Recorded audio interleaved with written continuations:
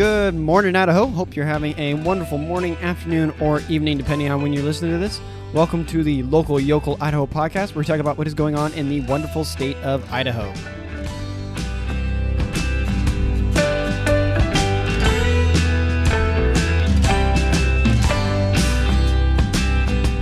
Welcome to the morning banter. This is just kind of a short little period, or sometimes long, depending on if I get a rant or something, or I just kind of chat a little bit with you guys informally before we get into the rest of the podcast.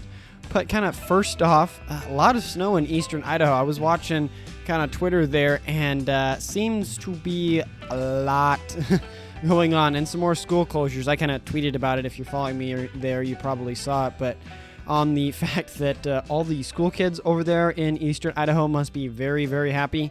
I know it's been a bit different here in the western part of the state, in the Treasure Valley. This last week, it was mostly just all sunny. I mean, there were some definitely windy and cold times, but it was mostly warm. I mean, if you consider warm 40s-ish, I mean, I don't get out as much because I'm usually here sitting at the computer working on this stuff, so I'm not acclimated as well as someone who's probably been outside a lot. But even for me, I mean, I have been wearing my lighter coat when I go out and walk, but definitely not the weather that's happening over in eastern Idaho. But then the north, I haven't heard anything. I'm assuming it's still snowy up there, and hopefully you guys are still getting snow because that's good for the reservoirs and skiing and everything in general. As much as I am so ready for it to be spring, that I can start planting and going fishing and hiking. Maybe not in the, mountainous areas, but I can start getting outside more because I'm ready to go out. I'm ready to go do things. I am kind of done with winter. I don't know if you're like that. If you are, just kind of reach out. But I am ready for warmer weather to be back, that I can go outside and do stuff. With that said, I do need to go out and prune the grapes. It's that time of year, and I keep having to kick myself. I'm like, you should go prune the grapes, Tyler. And I'm like, but it's cold. I'm like, it's not that cold. Get out there. But yeah, and then into politics and stuff in general. I was going to try to put politics in the podcast this week, and I meant to do it last week. But that did not end up happening. Main reason being is I've been testing out some new ways, trying to figure out how I want to add it into the podcast. I want it to be in a way that you guys find it enjoyable and it's not confusing. And it's also in such a way that I can do it sustainably. Could I have this week gotten out politics and stuff into the podcast? Yes, but it wouldn't have been done in a sustainable way, in a way that I know over the course of the coming weeks and months I would be able to do it. So I'm trying to figure that out. If you have some feedback of how you would like it, if you want it kind of where there's a daily thing that comes out every single day, or if it's a bi-weekly where in the middle of the week I give an update and then I kind of refresh it with the main podcast. Or if you're just willing to see kind of what I'm working on. As I'm standing right now, my plan is to kind of watch the politics throughout the week, and then towards the end give a general summary of, okay, these are the bills that passed, here's what the governor talked about, here's kind of where maybe there were some interesting bills that are kind of working their way through committees and things in the House and the Senate, and the conversations that are being had around that, and then after that having a discussion about them and what are the implications of that, and what have news articles said, and what have I seen on Twitter and different stuff. That's the idea I have for this next week. I kind of ran out of time to implement it, so I'm going to try that, a little different than what I was thinking. But just kind of as a general thing, if you're curious to go out there and look, I know not for everyone is politics and stuff, but some of the stuff, there was some big things that happened this week, and kind of the morning banter is my time to kind of chat and talk a little bit, so I thought I'd share these. I mean, one of the big ones was a transgender bill passed the House. What I mean by that is there was a bill put in the House that would prevent different gender affirming care or treatment for genitalia changes and stuff that got banned. Or not banned, it didn't get banned. The bill would ban those in Idaho, but it got passed in the House. It's now on its way to the Senate. So if that's something you do not want or do want, please find out who your senator is in the Senate and let them know about that so they can effectively vote in a way that you feel is correct. And then the other one, I guess there's two. Then the Greater Idaho bill passed the House. So not that Greater Idaho will happen, and I'll explain if you don't know what that is in a second. But that it passed for the possibility of discussions to occur, that the House passed it. It's going to the Senate to now see if it'll get passed or not. But opening up the door for discussions, conversation, committees, stuff like that, from the best of my understanding, to start that conversation and the possibility of that. For those who don't know what Greater Idaho is, it's a movement that's kind of started over in Oregon, where I think there's like 30 or maybe it's 20, somewhere in there, maybe it's less, counties that have voted or petitioned, I think it is the precise word, to secede from Oregon and to then join with Idaho because they feel that their views better align with those of ours here in Idaho, and they'd rather be part of us rather than Oregon. I know there's some bills I think that are going to show up in Oregon's legislature that will have to be passed and stuff. I can't remember the name of the senator off the top of my head. Forgive me if you're listening or whatever else, but I will admit I kind of got into a little bit of a pickle on Twitter about this. Not me particularly, but he posted something about how he thought the hearings and the House bill about passing for Greater Idaho was, I think frivolous is the word he used. Hopefully I'm using that correctly. Or, to paraphrase, was stupid and a waste of time. And I kind of responded back, well, why was that the case? And then he went into why. You can go look at that. I mean, it's pretty easy to see on my Twitter page. And then that got into a whole spat. And then Greater Idaho also then jumped into there and was responding because some people were arguing that the survey that they did of Idahoans through the Trafalgar group, if I remember correctly, wasn't fully accurate or whatever else. And Greater Idaho was challenging that and different stuff, saying, well, it is this and has this prestige and stuff and blah, blah, blah. So that was kind of interesting. I felt kind of, if I'm being honest, kind of cool that I was the start of that. But I'm really glad that discussion started. Not that I want fights and stuff like that, but just asking questions. I hope if anyone that looks at my Twitter account sees that, I'm just curious to see, what people think. I may be pressing back a little bit to make sure, test people's ideas and thoughts to see if they're well-rounded of thought or if they're may be a little irrational, because we all have that. I have that too, where I think something and then someone presses me on it and you're like, I wasn't quite right on that. That was kind of an irrational decision. I really didn't think that out logically, and I have to take a little bit of humble pie. And then the third thing in politics that was generally that happened this week, it didn't get as much news coverage. I haven't read any articles on it, but I do know a couple friends that went, and I saw a little stuff on Twitter happen, which was that there was another Caldwell school district kind of event that happened. If you guys remember, I think it was a couple weeks back, there was a bill that the Caldwell School District was trying to put through, a policy, I think is the best word for it, that was going to approve kids being able to go into the bathroom of their preferred gender stuff. And the meetings preceding that got a little hot, and so they kind of had to pull it back, where people weren't able to go to the meetings but could submit their opinions online and stuff. But I think they had their first meeting this last, I want to say Wednesday, might be Tuesday, don't quote me on that. Where they actually let people in, but they limited the amount of counts. You had to get into a raffle or tickle thing, which, anywho, that you had to do. There were people kind of protesting outside and stuff. I didn't hear what the results of that was, if they're dropping it or whatever else, but that also happened and kind of on the radar of political news and stuff. But yeah, that's generally it. And then another thing I'm going to probably add on this podcast episode for you guys that are on Spotify. I know the majority of you that listen to this are on Spotify. If you're on YouTube, then you can just put it in the comment section. But I'm going to have a poll that you can do through Spotify on this, where I'm considering shortening events.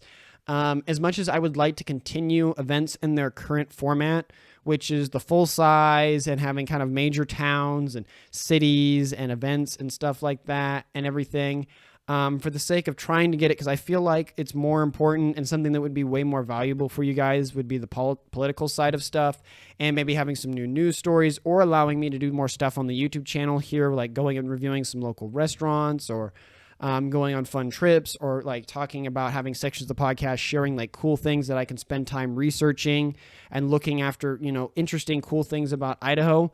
In the interest of doing that, I'm considering shortening events, because as it stands right now, events almost take 1.5 days, not that total time, but it takes about that much time that I can dedicate. It takes about 1.5 days of the time that I have available to do them.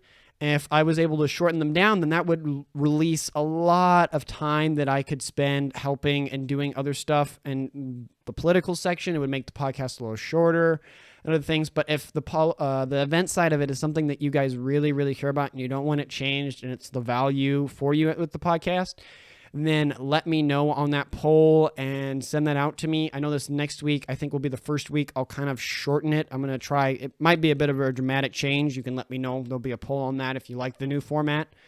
But yeah, just let me know with this podcast. There should be a poll attached to it. And I think I have one on Twitter there as well.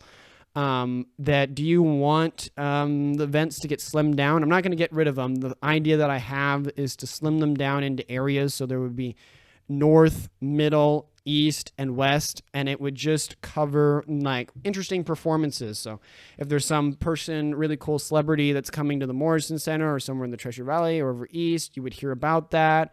And then also interesting events. So it might be, this person is having this fundraiser or there's horse-drawn carriage thing, and it's like, oh, that's really, really cool or whatever. So those things, but it would definitely cut down the size a lot and the recording and editing and researching time.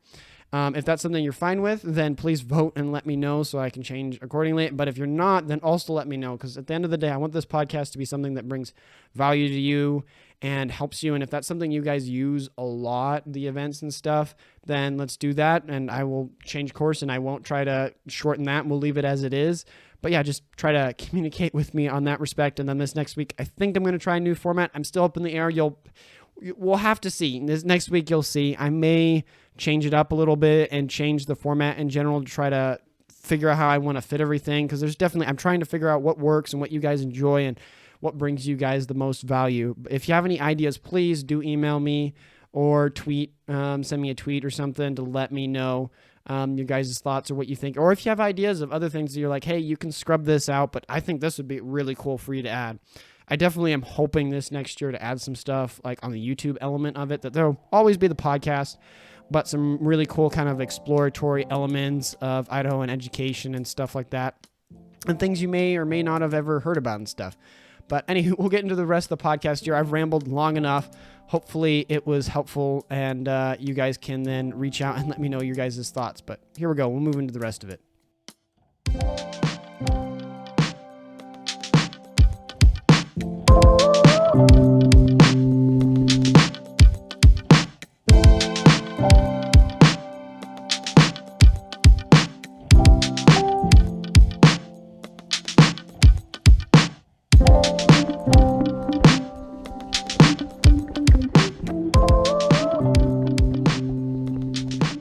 Moving into holidays and interesting events for the week, we have Monday the 20th of February, which is National Muffin Day, Cherry Pie Day, Comfy Day, and President Day.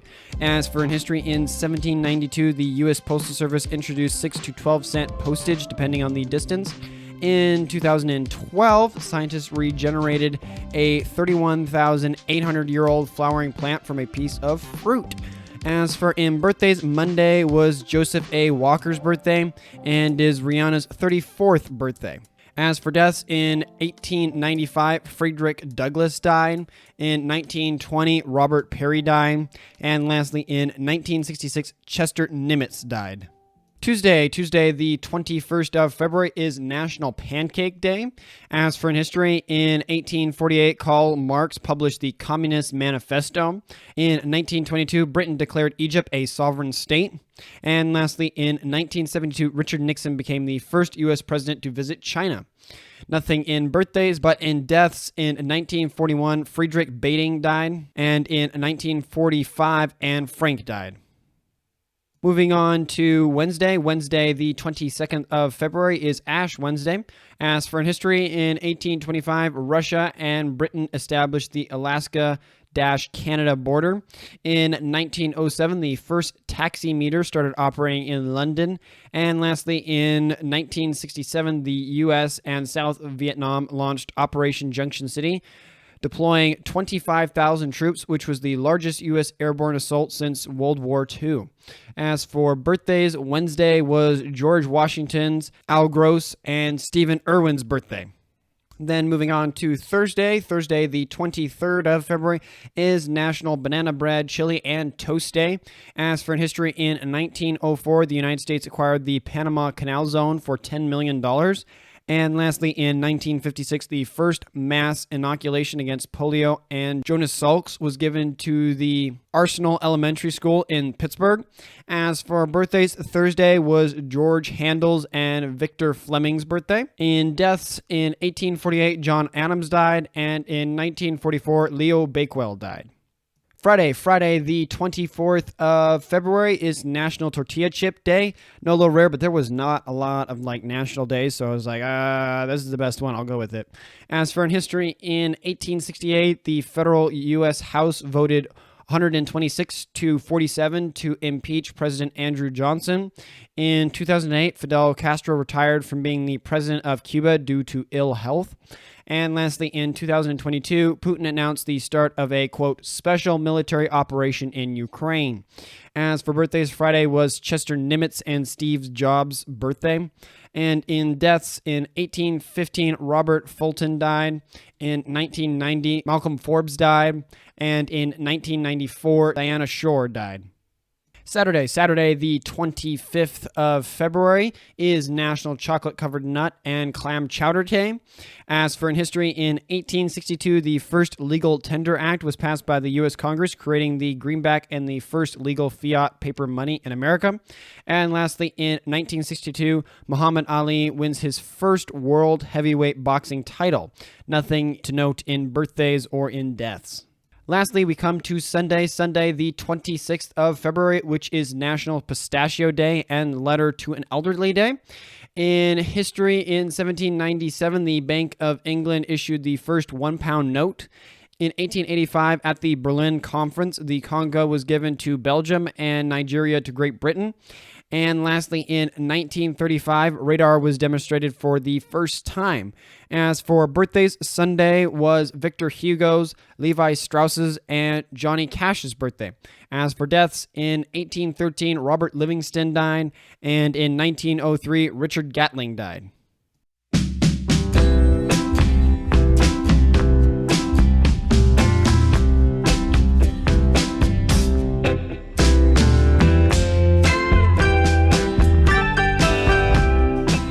Now on to upcoming events. I'm going to read the timestamps for each town. That way you can jump to whichever town you're interested in, thus saving you time.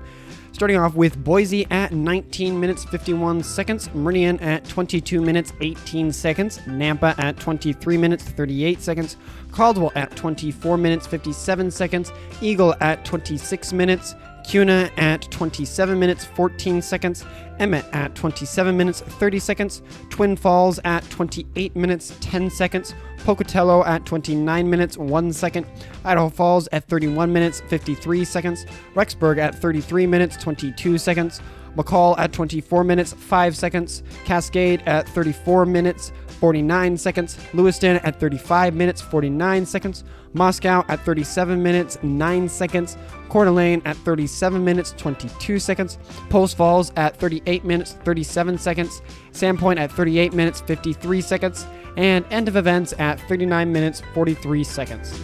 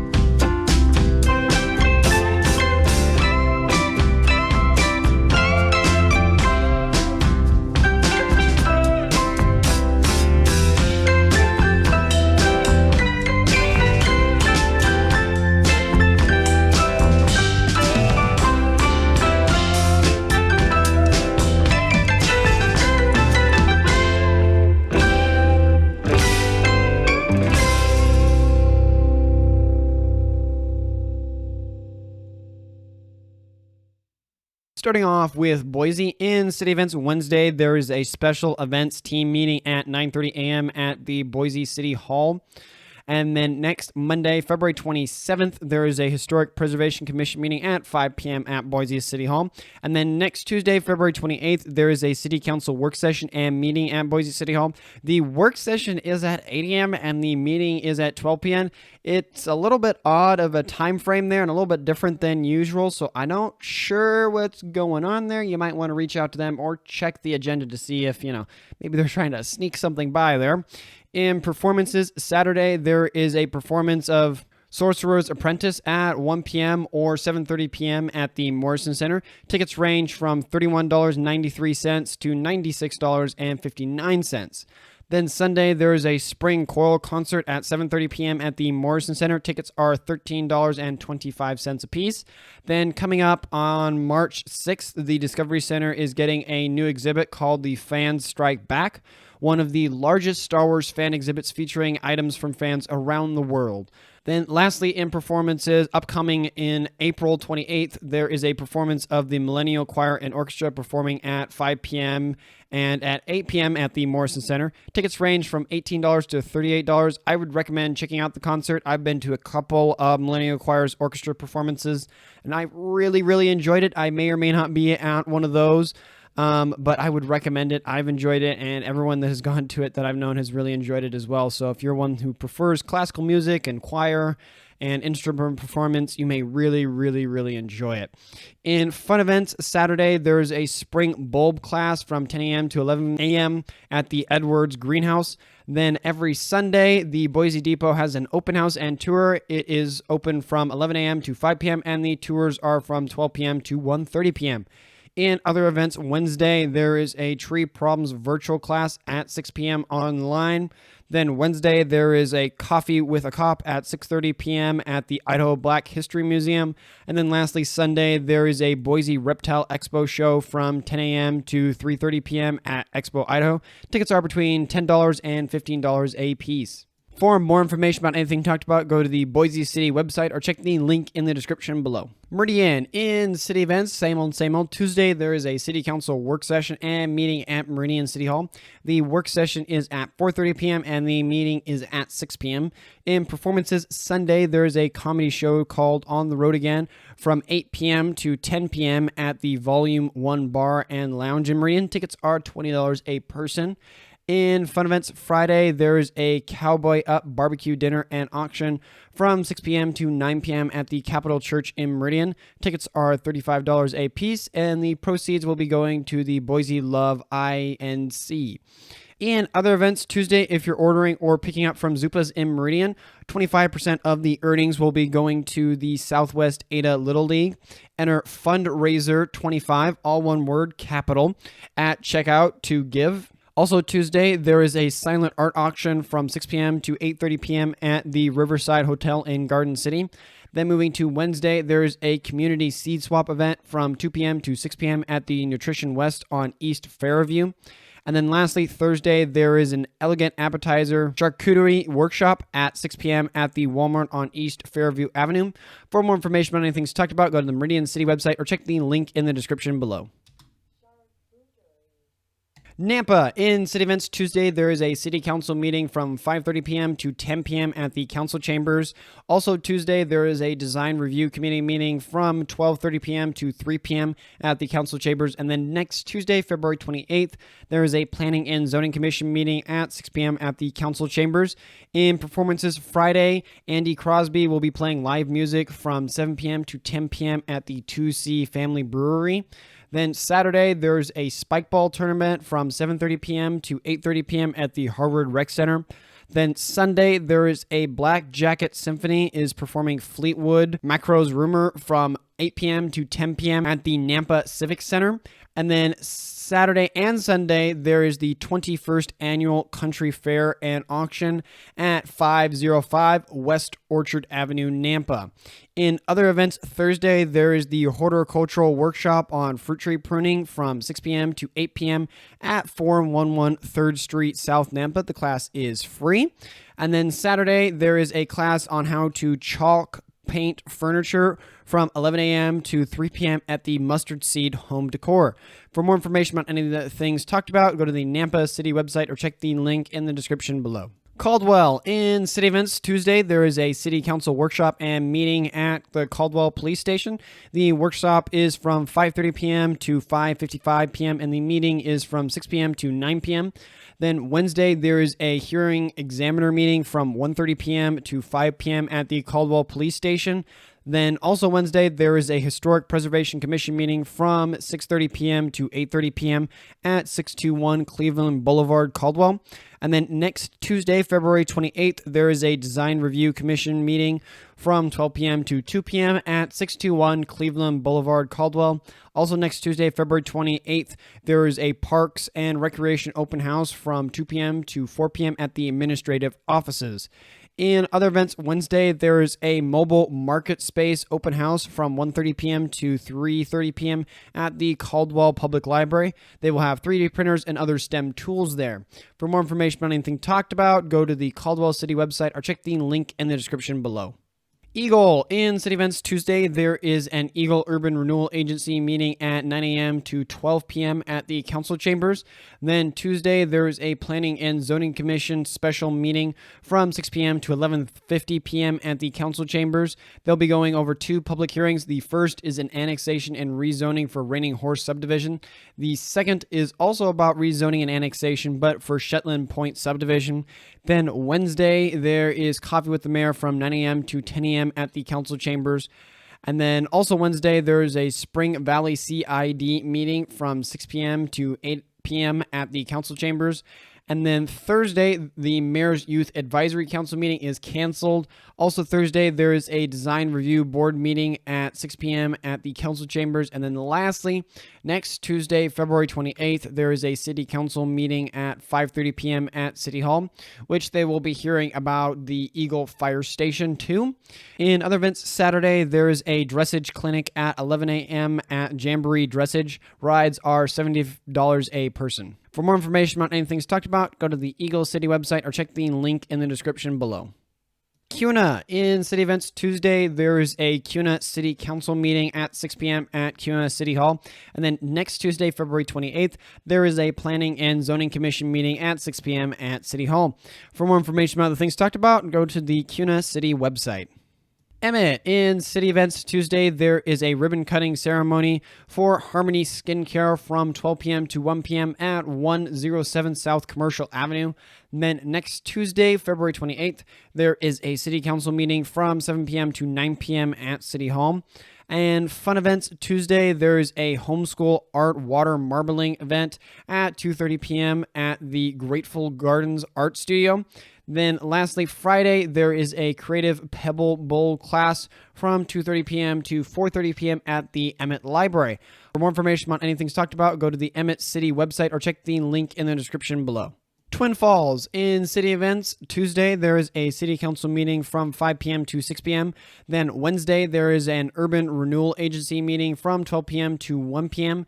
Then next Monday, February 27th, there is a city council meeting from 5 p.m. to 6 p.m. Then next Tuesday, February 28th, there is a Planning and Zoning Commission meeting from 6 p.m. to 7 p.m. The locations were not shared for these events, so I assume they're all at City Hall.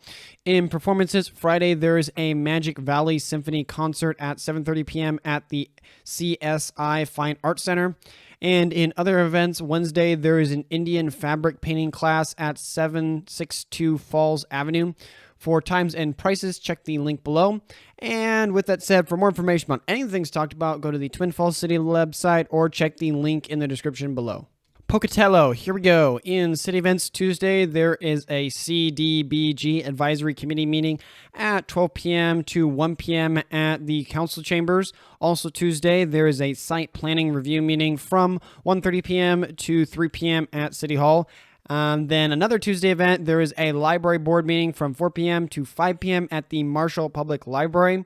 And then lastly for Tuesday, there is a Chamber of Commerce meeting from 4 p.m. to 5 p.m. at 324 South Main Street, Pocatello. Then moving to Wednesday, there is an Animal Shelter Advisory Board meeting from 12 p.m. to 1 p.m. at the Animal Shelter Education Room. Also, Wednesday, there is the Bannock County Community Meeting from 7 p.m. to 9 p.m. at the Lava Senior Center building.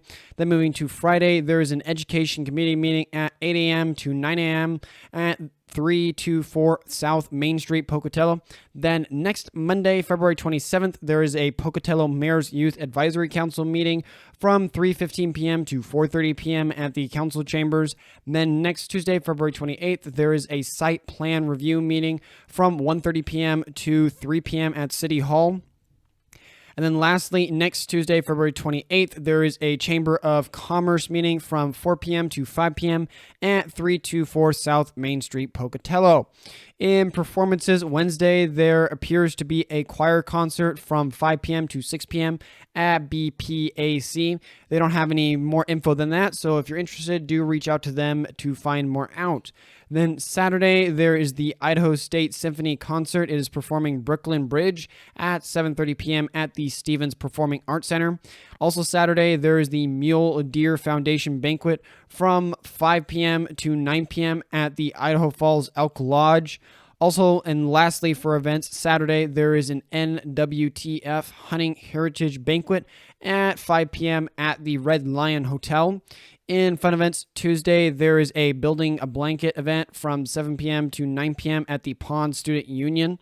Then Thursday, there is a DRC/Sega game night from 6 p.m. to 7:30 p.m. at the Fine Arts Building. You'll need to RSVP for that. And then lastly, Friday, there is a skating night from 6 p.m. to 5 p.m. at the Delta Skating Rink. And then in other events, Monday, there is a ISU Botany Club seed swap from 1 p.m. to 3 p.m. at 921 South 8th Avenue, Pocatello. And then lastly, Saturday, there is a crafts market from 10 a.m. to 2 p.m. at the Station Square. For more information on anything talked about, go to the Pocatello City website or check the link in the description below. Idaho Falls, nothing in city events, but in performances. Tuesday, there is a Jazz Blues from 7 p.m. to 9 p.m. at 435 A Street, Idaho Falls. Then Wednesday, there appears to be a choir concert from 5 p.m. to 6 p.m. at BPAC. They don't have any more info than that, but if you're interested, do reach out to them. Then Friday, Brian Reagan will be at Mountain America Center at 8 p.m. Check below for ticket prices.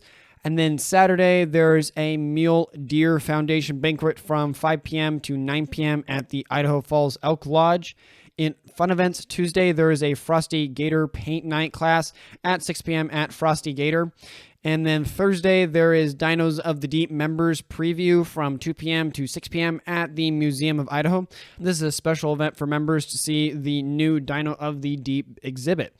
In other events, Wednesday, there is the 2023 Organic Garden class from 7 p.m. to 9 p.m. This week, they're going to be going over organic insect control. Then Saturday, there is a Beekeepers for Beginners class from 8 a.m. to 12 p.m. at the Bonneville County Fairgrounds in Idaho Falls. The class is between $68 and $98 for it. And then lastly, Saturday, there is a defensive AR-15 course from 8 a.m. to 5 p.m. at the Gun and Gear Sports Indoor Shooting Range. For more information about anything talked about, go to the Idaho Falls City website or check the link in the description below. Rexburg, nothing in city events, but in performances. Saturday, there is an Eastern Bowling Regional event from 9 a.m. to 2 p.m. at the Fat Cats Bowling Alley. In fun events, Tuesday, there is an art exploration event at 3 p.m. for kids at the City Hall. The Rexburg Arts is putting on, and you will need to register. Then Tuesday, there's a Creative Corner for teens at 4:30 p.m. at City Hall.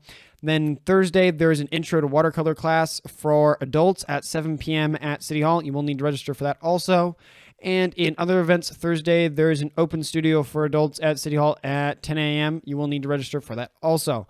For more information on anything talked about, go to the Rexburg City website or check the link in the description below. McCall, in city events Tuesday, there is a McCall Development Agency meeting at 8 a.m. at Legion Hall. Then Thursday, there is a City Council meeting at 5:30 p.m. at Legion Hall. And then next Monday, February 27th, there is a Public Art Advisory Committee meeting at 5:30 p.m. at Legion Hall. As in fun events, Friday, the McCall's Park and Recreation is having a Tiki Torch Trek from 6 p.m. to 9 p.m. at the McCall Golf Course. And then there is cross-country skiing and snowshoeing at Meadow Creek Golf Resort from 8 a.m. to 5 p.m. For an adult pass, it is $10, and for youth, it is $5. It will be going on until April 30th. For more information about anything talked about, go to the McCall City website or check the link in the description below. Cascade in performances Saturday, there is a snow bike race at Warm Lake Road. They don't give any time, but you can check the link below. In fun events Thursday, there is a soup and scripture from 10 a.m. to 1 p.m. at the Cascade Community Church. Then Friday, there is a Trout Unlimited Introduction to Fly Fishing from 10 a.m. to 1 p.m. at the Cascade Cultural Arts Center. All the rest of these are on Friday. There is a dinner from 5 p.m. to 6:30 p.m. at American Legion. There is a swing dance class from 6 p.m. to 8 p.m. It is free for all ages to attend. It will be happening at the Valley Club building. It will be on country and line dancing. If you have any questions, call Steve at 208-861-8486. Also Friday, there's bingo at the Senior Center from 6 p.m. to 10 p.m. And then Thursday and Sunday, there is ice skating open at the Cascade Aquatic and Recreation Center. For more information about anything talked about, go to the Cascade City website or check the link in the description below. Lewiston, in city events Tuesday, there is a Emergencies Medical Service Advisory Board meeting from 12 p.m. to 1 p.m. at the Lewiston Fire Department 1. Also Tuesday, there is an Airport Authority Board meeting from 3 p.m. to 5 p.m. at the Lewiston Airport Administration Building. Then moving to Wednesday, there is a Planning and Zoning meeting from 5:30 p.m. to 7 p.m. at 215 D Street, Lewiston. Then next Monday, February 27th, there is a City Council meeting from 6 p.m. to 9 p.m. at 411 D Street, Lewiston. Then next Tuesday, February 28th, there is a Cemetery/Urban Forestry Commission meeting from 5:30 p.m. to 6:30 p.m. at 1424 Main Street, Lewiston. In performances, Wednesday, there is That's a Wrap, moving, viewing, and discussion from 3:30 p.m. to 6:45 p.m. at the Lewiston Library. Then Saturday, for those that can drink and do so, there is a Lewiston Brewfest from 1 p.m. to 6 p.m. at 1229 Burrell, Burrell Avenue. In other events, Thursday, the Middle School Girls STEM Club meeting is being held from 4:30 p.m. to 5:30 p.m. at the library. For more information about anything talked about, go to the Lewiston City website or check the link in the description below. Moscow, just one thing here in performances. Saturday, there's a performance of Vive la France from 7:30 p.m. to 9:30 p.m. at 851 Campus Drive, Moscow. For more information about that, check the link in the description below. Coeur d'Alene, in city events Tuesday, there is a city council meeting at 6 p.m. at the library. Then Wednesday, there is a library board meeting at 4 p.m. and, as you can guess it, at the library building. Then Thursday, there is a design review commission meeting at 12 p.m. at City Hall. Then Thursday, there is a historic preservation commission meeting at 4 p.m. at City Hall. Then next Monday, February 27th, there is a general service/public work committee meeting at 12 p.m. at the library. Also next Monday, February 27th, there is a Parks and Recreation Commission meeting at 5:30 p.m. at the library. And lastly for Monday, actually no, I lied. This is like the second to last. Next Monday, February 27th, there is a Child Care Commission meeting at 6:30 p.m. at the City Hall. And this is the last one. Next Monday, February 28th, there is an Arts Commission meeting at 4 p.m. at City Hall. Whew! Got through it all there. That is all the city events there. In other events, Friday, there is an avalanche awareness presentation from 6 p.m. to 8:30 p.m. at the Idaho Parks and Recreation Building. Then Saturday, there is an avalanche companion rescue clinic from 9 a.m. to 3 p.m. at the Vernon Saddle Snowmobile parking lot. For more information about anything talked about, go to the Coeur d'Alene City website or check the link in the description below. Post Falls, just city events here. And one of them, Tuesday, there is a city council workshop and meeting at City Hall. The workshop is from 5 p.m. to 6 p.m. and the meeting is from 6 p.m. to 8 p.m. For more information about that, check the Post Falls City website.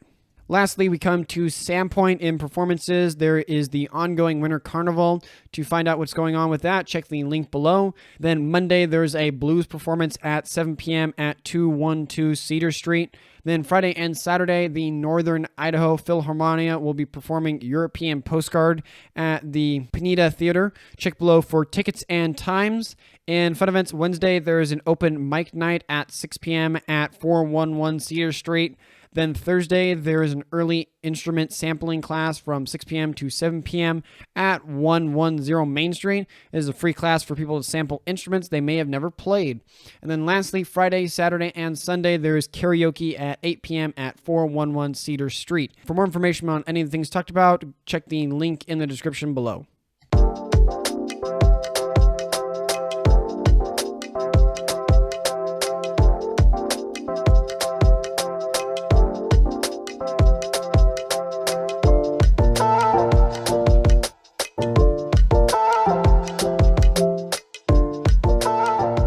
Moving into the news with our first story here.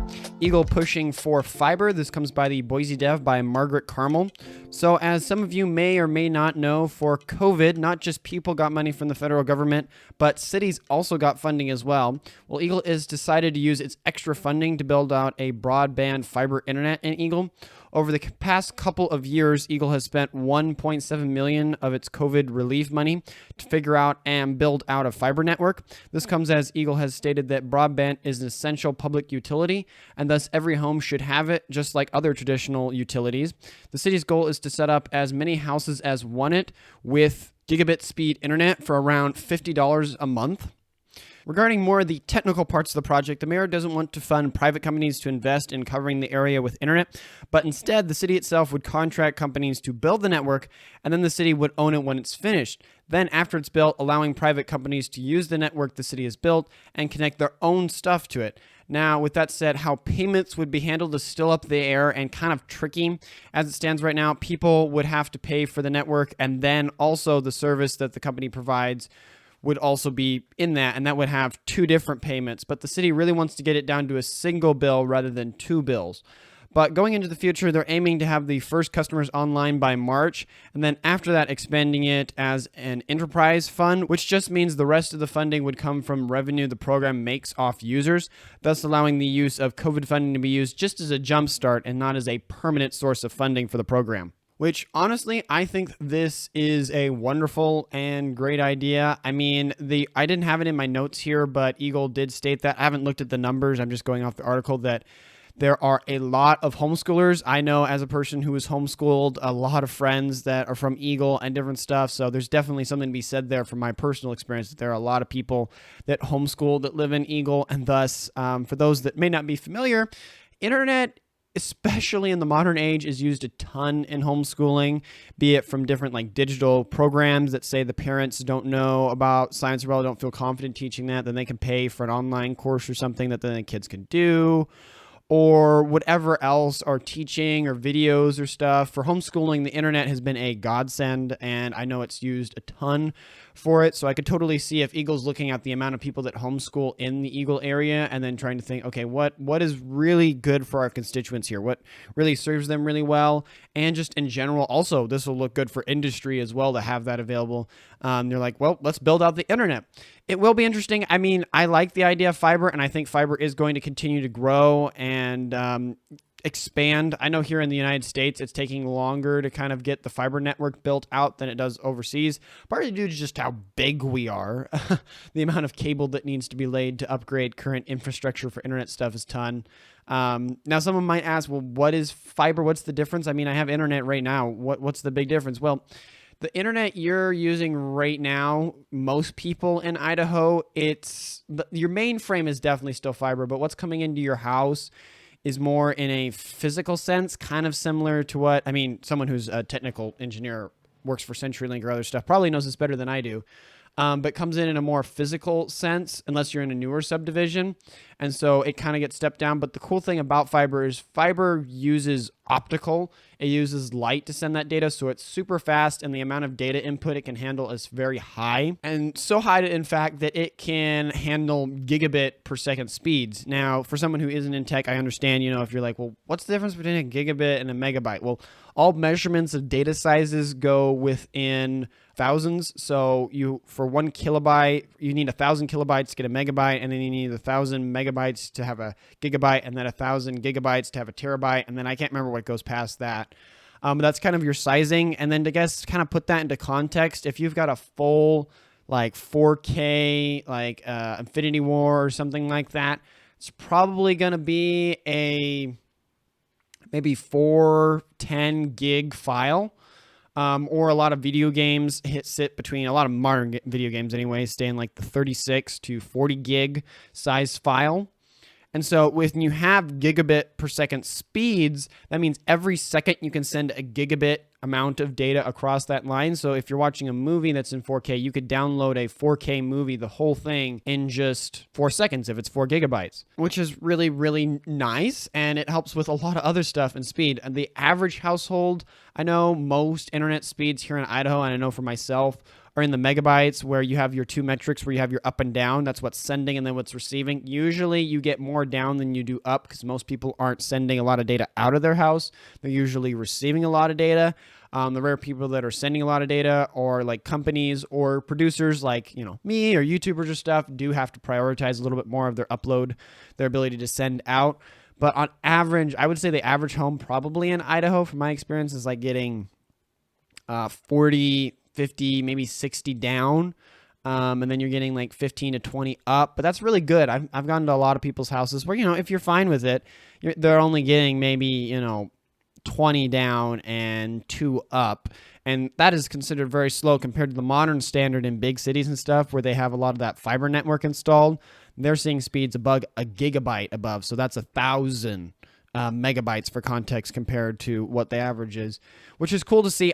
It'll be interesting to see as kind of things move forward with the Internet of Things. I definitely think internet at some point will become a utility that's kind of standardized, because it's just used so ubiquitously. Kind of like power and sewer and stuff it'll become standardized at some point, so that, you can't have people ripping you off and different stuff. Then I could see other people that would be a little bit more concerned about the government kind of spying on them, because it's more data than it is utility, because water is just water. You can see how much a person's taking in and how much they're not, and power and stuff, rather than internet is actual like information. So that will be interesting compared to a lot of other stuff that has existed in the past for utility's sake. It may or may not. Granted, there is another side of me that is kind of interested to see how the progression between hard, like physical wire that we're talking about, fiber or coaxial or different stuff, and like space-based internet with Starlink and stuff coming online. I know for a lot of you in the state probably use Starlink now. It's a satellite-based internet, so you don't have those cable. If you don't have any internet access, you can use that, or even cell signal. You can have that type of setup, and you can get pretty decent speeds. I mean, I think you can get like 36 down, 40 down, and a little bit up. The only difference with that is that there is latency, which is only a problem if you're a person who's doing gaming and you're trying to hook to a server. That latency will kind of drop your lag down a little bit. This is me getting kind of technical and nerdy, but it's interesting to see. I'm glad. It's kind of funny. COVID funding was meant to like fill gaps for cities that were struggling, but if it's a city who wasn't struggling and they got that funding, then I think it's all within their bounds for them to use those funds towards what the community is wanting. And I think this is a really good expenditure for Eagle to do, to kind of expand and make them helpful for their constituents that live there in the city. And then also for businesses, will probably be very attractive, because businesses like, wait, we can put our data center or we can put our firm or whatever in Eagle, and the cost for our internet and the speed is going to be way, way better than anywhere else in the state. Let's put in Eagle, and then that's tax dollars that goes to Eagle and more revenue they make off the service and stuff. So great to hear. It'll be interesting to see as it gets implemented and stuff kind of trickles out here. This next story here is one that you guys are going to be pretty excited about, those in the Treasure Valley. Ada County home prices dropping. This comes by the Boise Dad by Gretchen Parsons. For the third month in a row, housing prices in Ada County have been dropping. The median cost for a house, according to Intermountain Multiple Listing Service, was $480,495 for January. That is $27,505 less than last month. This also comes with a report stating that there are 1,169 houses on the market last month, which is 728 more houses than there were this last year, which is encouraging to hear for those trying to find houses. I mean, for those that are using the value of their house for different things, be it funding or different stuff. Don't get me into financials. I don't know a ton in that area. Might be a little bit sad for home owners, but for all the people that are trying to move into the valley, or for those that live in the valley like myself, that are trying to find a place and get one, the prices have been stifling. So for those in Ada County, this is probably a wonderful trend to see. Hopefully it will continue to bring those prices down a little bit. I know for maybe the building industry or market, it's not the most favorable, but for those us that are local and have grown up here a whole life and are kind of looking for a place, I know there's a ton of friends that I've talked with that are just really, really praying the prices come down because we've been just such a hot market. I know that's one of the topics that, like, if you go on the internet and you're trying to look at what the rest of the country is talking about and how that relates with Idaho, I mean, maybe you haven't. That's kind of me because, I have the podcast here and I'm trying to talk on these topics and stuff. But when you're looking at how does the rest of the country talk about Idaho and the kind of the outside looking in type of equation, that's one of the things that's talked about, or I've run across the radar a lot, is that a lot of people out of state have noticed that the housing market in the Treasure Valley area, or just the lower southern half of the state, is kind of crazy.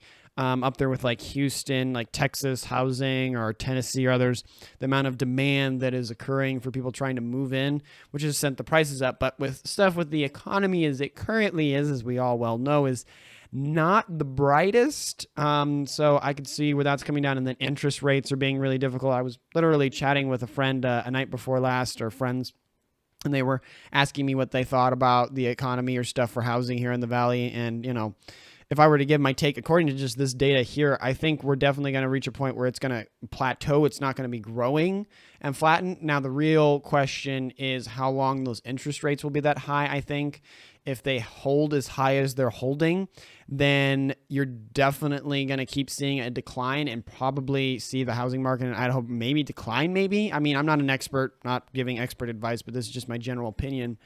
I think you'll see a general decline if those interest rates still stay up high, and then the price of living and different stuff keeps getting higher and higher and stuff, or just staying high in that sense in this just country in general.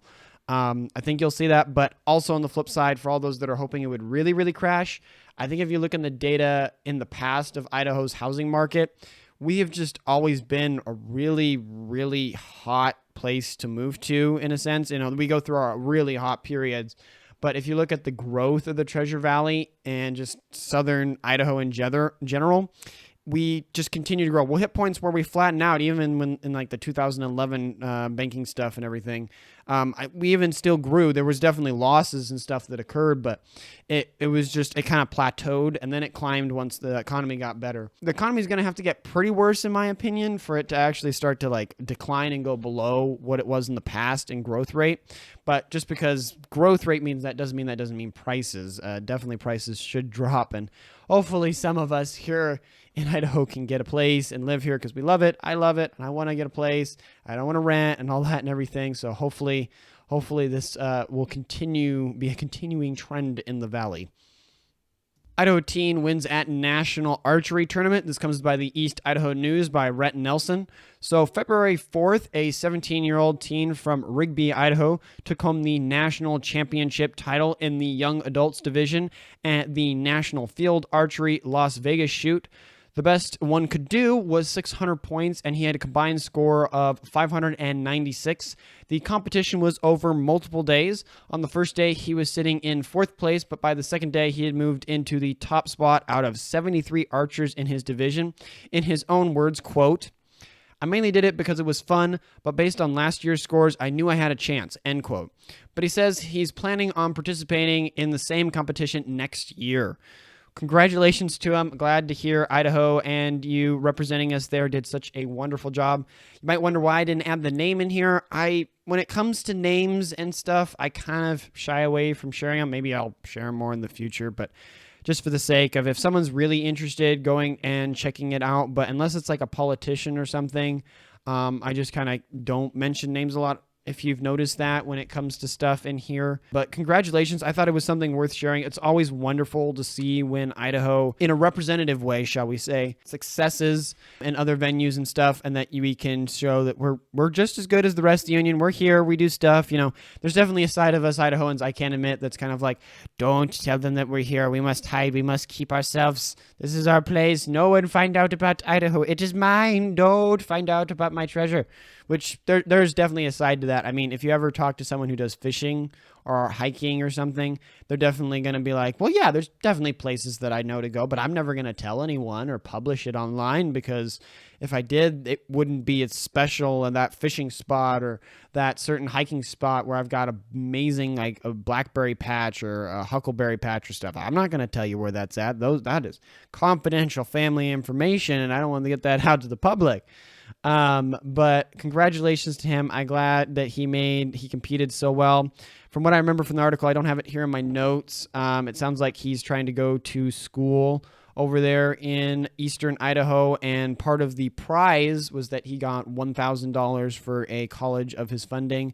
So once he graduates here in the next year, because he's 17, or maybe he's sooner, I don't know. With homeschooling, you never know. You know, I've met people that have graduated at 17, 16, so sometimes it can be a little earlier. But when he does graduate, then he can decide with that extra funding where he can go with that. And I'm glad he enjoys it. I mean, if you're good at something and you're having fun and you enjoy it and something you're passionate about and you can make a little extra money out of it and compete and kind of test yourself, then go for it. But, you know, it's good to have a hobby that isn't your full-on job or career or something. I can understand that. I personally love gardening and plants and stuff, and I've had people come up to me and be like, Tyler, you should make a full career out of this. You're really good at this and you do a great job. And I'm like, yeah, true. But the minute I do that, it becomes a full-on job. And then I feel like kind of the fun and enjoyment and the reason that I did it and I'm so good at it and passionate about it kind of goes away. Maybe that's just me. I mean, what are your guys' thoughts? You know, do you have stuff in your life or hobbies that you're really, really good at that you could turn into a career, but you're just like, yeah, no, I'm just going to save that. That's going to be my hobby, and then I'll have other stuff and projects that I can do for jobs. But in any case, we'll move on to the next one here. I-84 slowed to a crawl Thursday morning. This comes by KTVB7 by staff. Last Thursday morning around 7 a.m., a crash happened near Robinson Road involving a semi-truck. The Idaho State Police did not say how many cars were involved, but by 8:44 a.m., they said 2 lanes were clear. And at 9:09 a.m., all lanes were clear, according to the Idaho State Police. I know you can say this sounds more like a quickie or something, and I was going to go put it in the quickie section, but as we kind of go through the news here, you'll kind of see the last week and this week have been a little bit of a slow week when it comes to news about interesting things. There's been news, but it's been a bit slow. But I know definitely this sounded like something that was a little bit more major, and, you know, who in Idaho doesn't love to complain about the traffic? I mean, it's like complaining about the weather, except for it's kind of funny, that discussion with like the snow element. Some people sit there and they're like, I love the snow. We need more snow for the reservoirs and for skiing, and it's so pretty and everything. And I'm in that camp. And then you have other people that are like, I know, but I want it to stop. And they're summer birds and they love the heat and they want that back, but they also know the importance of having the water and stuff, and that interesting discussion. But coming back to traffic, as a person who has in the past commuted quite regularly along this stretch of road from Caldwell to Boise, yeah, this does not sound fun. It seems like that section right there, that first, I think it's the first Nampa, maybe there's another one, I don't know. But when you're getting on right there, has the most amount of wrecks. I think it's because you have these like 2 double lanes that come onto the freeway. It's not a single lane that's trying to merge onto the freeway. There's 2, but then those 2 lanes, as they get close to the freeway, they then have to merge into a 1 sub lane that then merges into the freeway. So if you don't know quite what you're doing, eventually you realize that when you're in the far right lane, that you're going to have to merge, and then you're going to have to merge again because that lane's then going to disappear. I think that's where a lot of the wrecks happen, but then again, it's just kind of busy. And then I think there's also the fact that that lane kind of merging thing comes at the bottom of a hill when you're coming over. So I could definitely see people that were probably going really fast that would come over the top, and then they come down and I think they'd be fine, and then all of a sudden you're going to have someone come out of the turn lane and try to merge, and it's just a big problem. Or the people that are trying to like sit in that because there's like a exit just a few bridges down that they're trying to get into, and then also there's construction there for the new connector right now, which is probably having people rubberneck and different stuff.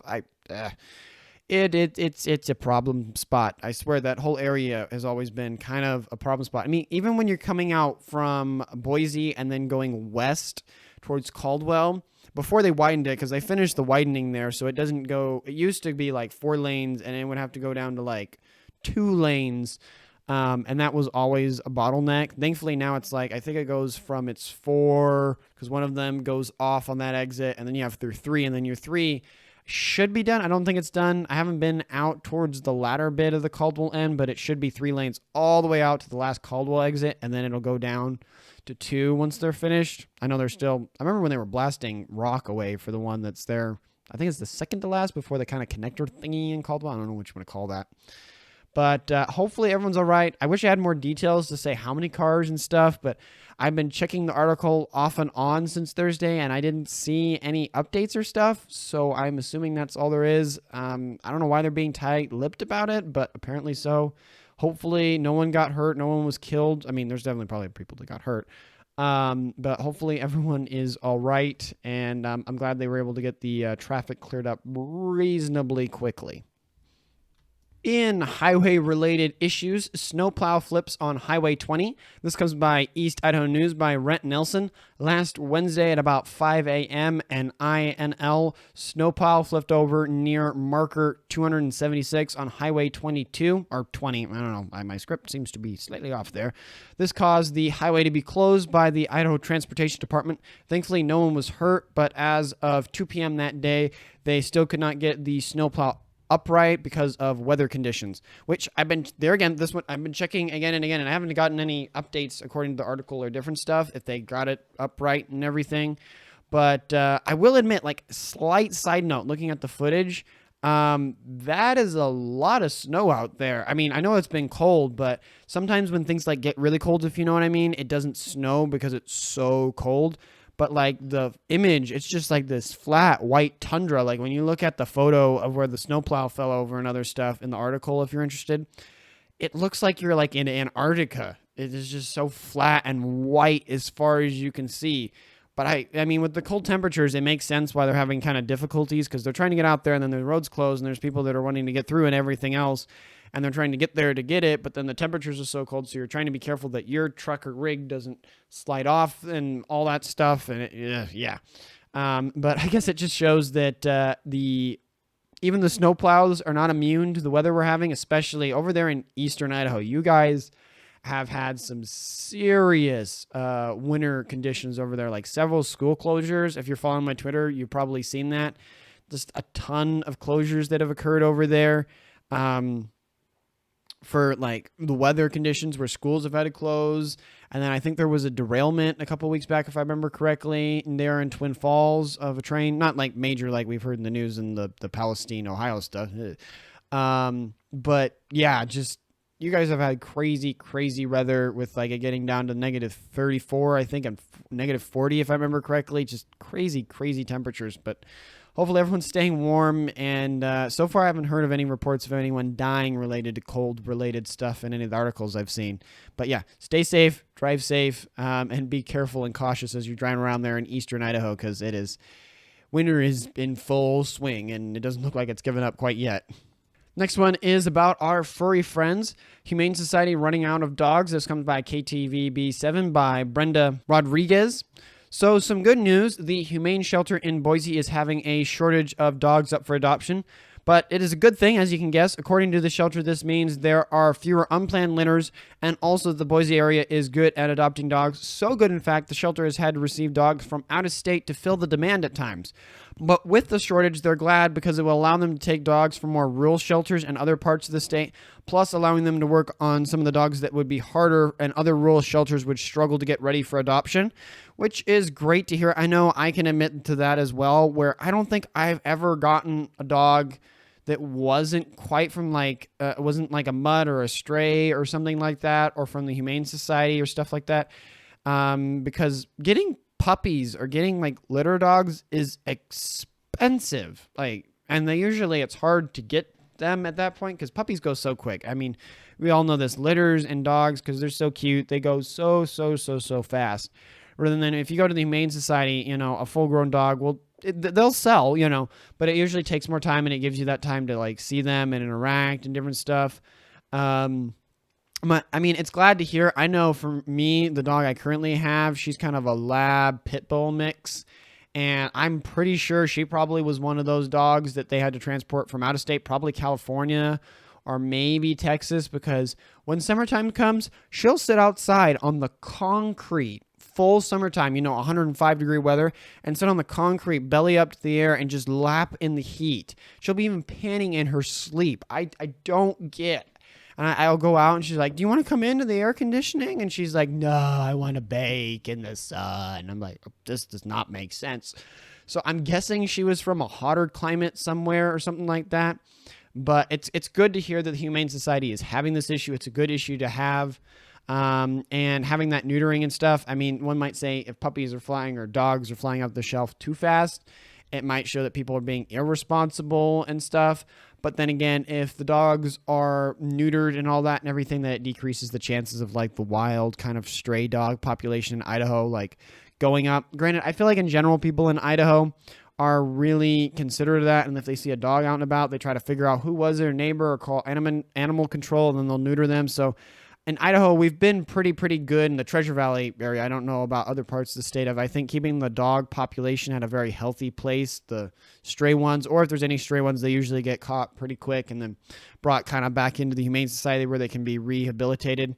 If you're someone who really cares about that, I haven't had the time, but if you've got some extra time on your hands and you're a person who really cares about dogs and loves spending time with them, I know the Humane Society is always looking for volunteers to help them, to walk the dogs, to train, to care for them. Because, yeah, they might have the facilities, but sometimes they don't always have the people to help. I've known a lot of friends that have done that and really enjoyed that, and it's been fulfilling for them. So might be something for you to check into, but good news to hear from the Humane Society. And I hope that the trajectory there continues and everyone gets the lovely dogs that they want and gives them wonderful homes, and the Humane Society is able to keep rehabilitating dogs and bringing them back into wonderful families. Now, here is our last one and our fun one. Plane makes unplanned landing in Bonneville County. This comes by the East Idaho News by staff. So last Wednesday at about 6 p.m., a plane made an unplanned landing near Lincoln Road. The pilot was forced to make an emergency landing after he lost power to his plane's engine. There were 2 people on the plane, including the pilot. Neither was hurt. The plane was heading to Rexburg from Pocatello. The deputy informed the FAA, and they're working with the pilot to remove the plane from the road. I think it's kind of funny. That's the reason I titled it the way I did, Unplanned Landing. I did go through school for my drone pilot's license. And so in that, you kind of learn about 80% of the same things that a pilot learns and everything. So technically, if I wanted to brush up and get some hours and different stuff, I could do piloting and stuff. But it's kind of funny. I swear either the FAA has a sense of humor or they're just so calculated in the way they say things that they don't realize the humor of it. But there is literally parts in the literature where they say, in the event of an unplanned and rapid descent and landing, which could be decided as a crash. It's just kind of funny. It's like the technical term of that is just hilarious, where they're like, well, you could call it a crash, or you could call it a rapid unplanned descent. Or I think rocket engineers, maybe that's another one. I don't know if it's in the technical literature. I have a friend that works there in NASA in Florida that that they call it, I think it is like rapid unplanned disassembly, which just means the thing exploded. Which I just find hilarious, the terminology. Like, yes, we're going to use 6 words to describe the simple thing. It exploded. I don't know if that's because engineers actually may have some feelings underneath, or if it's something else. But glad to hear no one got hurt. I know something like this happened, I think, a year or 2 back, maybe in Meridian, or maybe it was Nampa, where a guy had to land his plane because he couldn't find, or he thought he had found the airport and he landed on like a road or something. Better for him to land there than somewhere else, but hopefully they were able to figure out what the engine issues were. From the images, for those that are more airplane aficionados, it wasn't a Cessna. It wasn't like that overtop wing. It was more the bottom swept wing. I'm probably using a horribly wrong term for it. But you can kind of look and see at the article. But I'm glad everyone's safe there. But yeah, kind of a funny but unusual one to see there. Glad people are safe. And then again, same thing with this one. If you look at the photos, it kind of remembers the Snowplow one. It's just nothing. It just looks like solid sculpted ice and snow everywhere. It looks like Antarctica where all this is happening over there. But yeah, any case, I'm glad they're safe, and we'll move on to the quickies and wrap it up here. Meridian filed to eliminate library district. This comes by KTVB 7 by Alexander Dugan. A group called Concerned Citizens of Meridian filed a petition 2 weeks ago asking the County Board of Commissioners to remove the Meridian Library District. They're petitioning for this because of claims that the library district has not been financially transparent, shut down public discourse at meetings, and refuses to discuss minors having access to sexually explicit materials. There is more, but due to time, I recommend you go check out the full article if you're willing to go into the whole entire weeds there. Now for our second and last quickie, Micron laying off more employees. This comes by the Boise Dev by Donde. Last Thursday, Micron announced it would lay off 50% of its workforce. This comes as they said they would only lay off 10%. They're also cutting executive salaries, and they're not having bonuses for the next year. As for how this will affect Idaho's, it could affect roughly 750 employees here in Idaho, but it is unsure how they're going to be making the layoffs, if that would affect things here in Idaho, or if that's going to be in other places of their industry, or if it's just going to be a universal cut.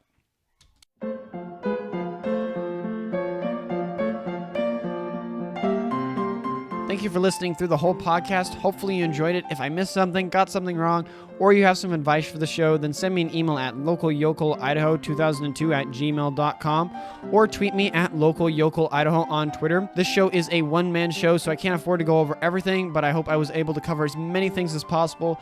Thank you for your help and support. That's all for now, and I hope you have an excellent rest of your week. Godspeed.